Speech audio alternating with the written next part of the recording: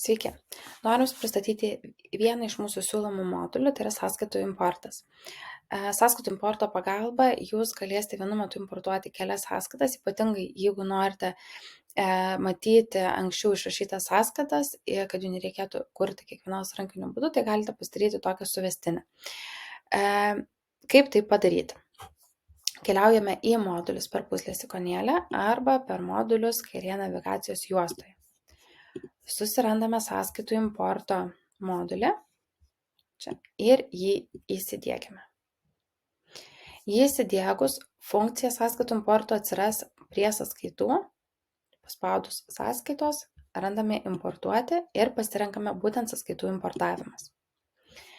Pateikiamas yra Jums pavyzdinis failas, kurio pagalba galite užsipildyti duomenis ir įsikelti į sistemą.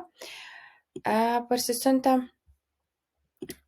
Taip pat galiu parodyti ir savo, kurį ir naudojau anksčiau.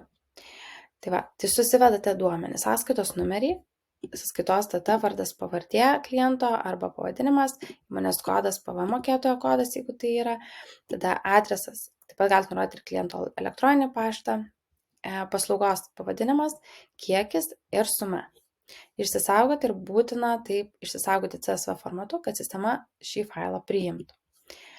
Tada pasirenkame pasirinkti failą, pasirenkame būtent tą, kurį išsisaugojome ir galime pasirinkti, ar norime susijęti atributus automatiškai.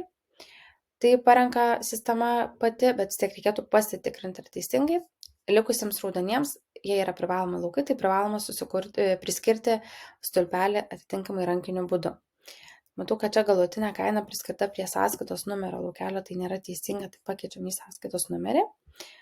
Stulpelis tada atitinka, vardas pavardė priskirkime kliento vardas pavardė.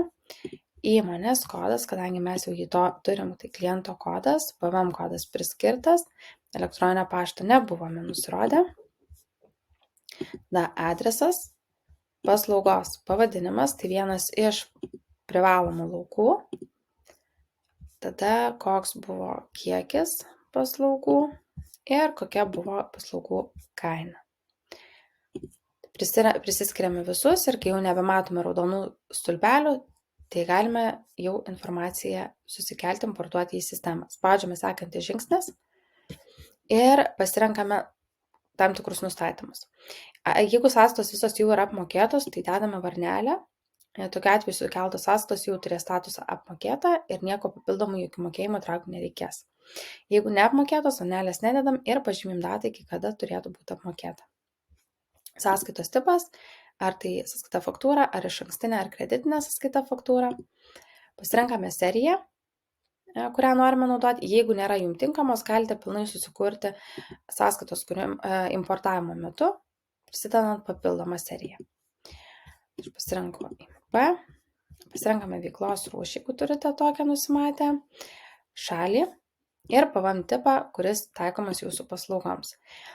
Jeigu jau jūsų kaina yra su PVM, tai pažymime, kad PVM skaičiuotas, jeigu be PVM paliekame taip ir PVM bus papildomai priskaičiuotas prie nurodytos sumos Exceliuke.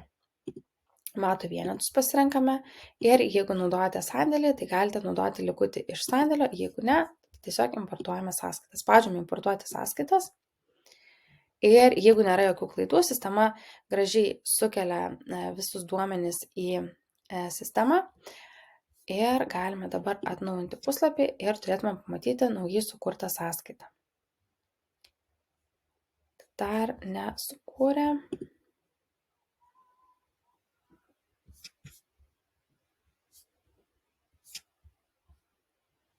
Palaukti tikėtina, kol bus sugeneruota.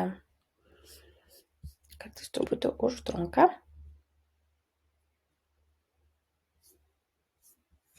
Tai va, sąskaita sugeneruota, atsirado čia, statusas apmokėta, kaip mes ir buvom nurodę.